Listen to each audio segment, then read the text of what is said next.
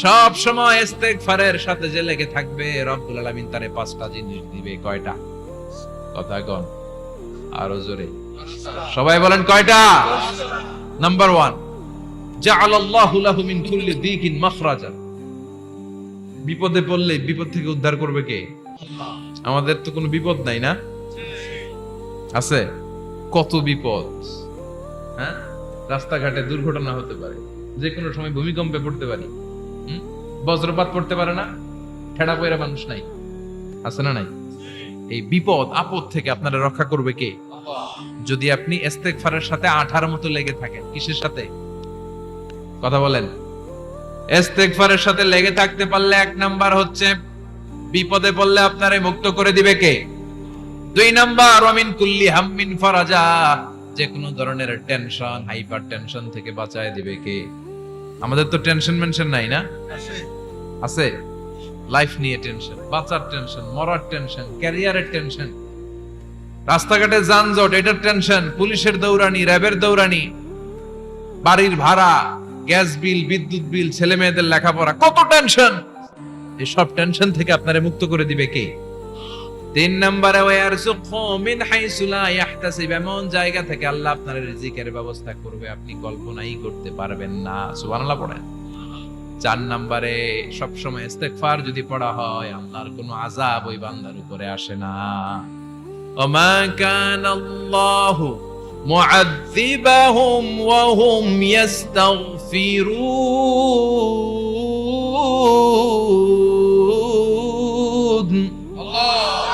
যতক্ষণ আমার বান্দা আমার কাছে ইস্তেগফার পড়তে থাকে, আমার কোনো আযাব বান্দারে পাবে না। যতক্ষণ ইস্তেগফার পড়বেন, আল্লাহর কোনো আযাব আপনার উপর আসবে না। 4টা গেল। 5 নাম্বার, বারবার ইস্তেগফার পড়লে রফিক ভাই আল্লাহ আপনারে মুস্তাজাবুদ দাওয়া বানাবে। দোয়া করা মাত্র কবুল করে নিবে কে? আল্লাহ। মুস্তাজাবুদ দাওয়া বুঝেন তো? মানে যিনি হাত তুলতে দেরি, কবুল হতে দেরি হয় না। বারবার ইস্তেগফার পড়ে দেখেন যে আপনার দোয়া কেমনে কবুল হয়। ইমাম আহমদ ইবনে হাম্বলের নাম শুনেছেন?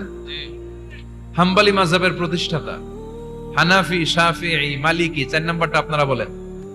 হাম্বল। এই হাম্বলি মাযহাবের ইমামের নাম আহমদ ইবনে হাম্বল। জগৎ বিখ্যাত মুহাদ্দিস।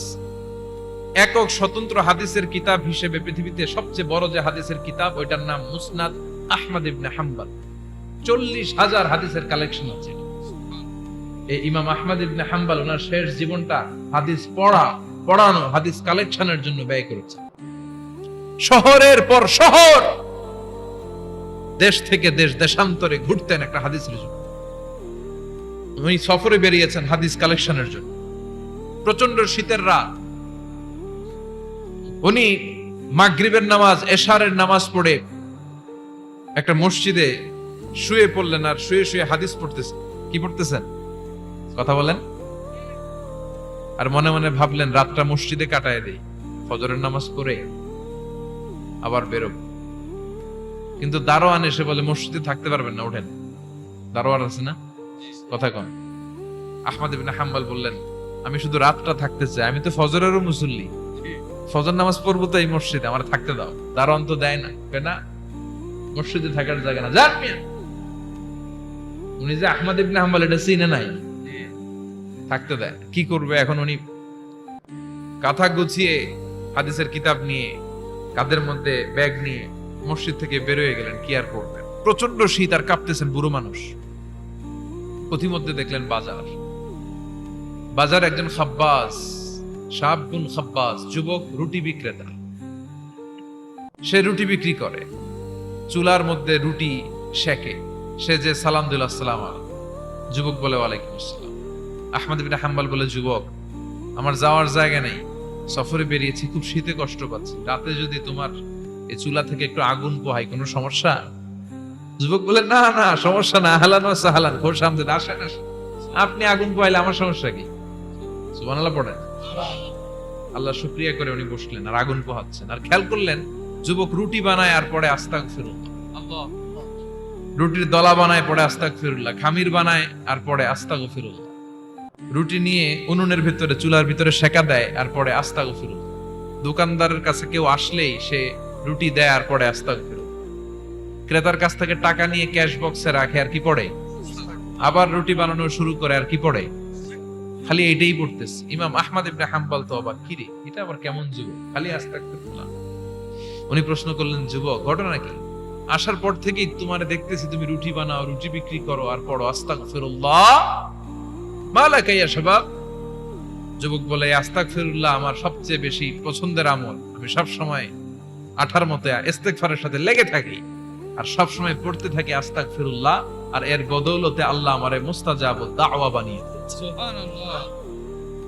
আহমদ ইবনে হাম্বল তো অবাক, আনতা মুস্তাজাবুদ দাওয়া, তুমি মুস্তাজাবুদ দাওয়া রুটিওয়ালা?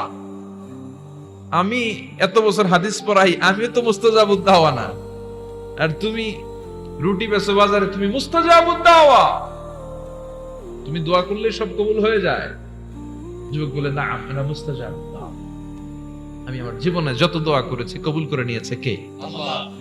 সব দোয়া কবুল করে নিয়েছে আল্লাহ, একটা দোয়া ছাড়া। কয়টা? আহমদ ইবনে হাম্বলের কৌতূহল, কিউরিওসিটি আরো বেড়ে গেল, কি সব দোয়া কবুল হয়েছে একটা দোয়া ছাড়া? মাযালিকা দুআ ইয়া শাব, কি সেই দোয়া? যুবক এবার বলতে শুরু করলো, আমার জীবনে যে দোয়াটা আল্লাহ কবুল করে নাই সেটা হচ্ছে, আমি আল্লাহর কাছে অনেক চেয়েছি, অনেক দোয়া করেছি, যে আল্লাহ শুনেছি এই জামানার সবচেয়ে বড় মুহাদ্দিস, তার নাম নাকি ইমাম আহমদ ইবনে হাম্বল। আল্লাহ তোমার কাছে আমার চাওয়া, আমি যেন এই ইমাম আহমদ ইবনে হাম্বলের দেখে মরতে পারি। সুবহানাল্লাহ। আমি যেন ইমাম আহমদ ইবনে হাম্বলের হাতে হাত রেখে মুসাফা করতে পারি আর তার কপালে একটা চুমু এঁকে দিতে পারি। আহমদ ইবনে হাম্বল আবেগপ্রবণ হয়ে গেলেন, চোখের পানি ছেড়ে দিলেন, বললেন, যুবক তোমার এই দোয়াটাও কবুল হয়ে গিয়েছে। আহমদ ইবনে হাম্বলের দেখা সাক্ষাৎ পাওয়ার জন্য আহমদ ইবনে হাম্বলের বাড়িতে তোমার যাওয়ার দরকার নাই, আহমদ ইবনে হাম্বল তোমার দরবারে ছুটে এসেছে। আনা আহমদ ইবনে হাম্বল মুহাদ্দিসুদ দাহর, আমি নিজেই আহমদ ইবনে হাম্বল। যুবক চোখের পানি ছেড়ে দেয়, আহমদ ইবনে হাম্বল চোখের পানি ছেড়ে দেয়। যুবক চিৎকার মেরে ইমাম আহমদ ইবনে হাম্বলকে জড়িয়ে ধরে, হাতে হাত রেখে মুসাফা করে, কপালের মধ্যে চুমু খায় আর আল্লাহর শুকরিয়া করে বলে, ও ইমাম, আসলে এই দোয়াটাও আল্লাহ আজকে কবুল করে নিল। বিশ্বাস হয়? সবসময় ইস্তেগফার পড়লে আপনার দোয়াগুলোর এইভাবে কবুল করে নিবে কে? এই পাঁচটা জিনিস পাবেন সবসময় যদি ইস্তেগফারের সাথে লেগে থাকেন। রাজি আছেন তো? এজন্য বিশ্বনবী সব সময় নামাজে সালাম ফিরানোর পরে পড়তেন আস্তাগফিরুল্লাহ। কি পড়তেন? 3 বার পড়তেন আস্তাগফিরুল্লাহ, আস্তাগফিরুল্লাহ, আস্তাগফিরুল্লাহ। পড়তে রাজি আছেন? ইস্তেগফারের অনেকগুলো আলফাজ আছে, সবচেয়ে ছোট ইস্তেগফার হচ্ছে এটা, আস্তাগফিরুল্লাহ, আস্তাগফিরুল্লাহ। আরো আছে, আস্তাগফিরুল্লাহ আল্লাযী লা ইলাহা ইল্লা হুয়াল হাইয়ুল কাইয়্যুম আতুবু ইলাইহি। বিশ্বনবী বলেন, এই ইস্তেগফারটা যদি কেউ পড়ে, আত-তাওয়াল্লি মিন ইয়াউমিজ যাহাফ, যুদ্ধের ময়দান থেকে পালিয়ে আসা কবিরা গুনাহ। কি গুনাহ? কাফেরদের সাথে যুদ্ধ, আমি তাগড়া যুবক, তলোয়ার নিয়ে নেমেছি, আমার দেহের এক ফোঁটা রক্ত থাকা পর্যন্ত আমি যুদ্ধ চালিয়ে যাব, আমি ফিরে আসতে পারবো না, আইনটা কার? ফিরে আসলে কবিরা গুনাহ।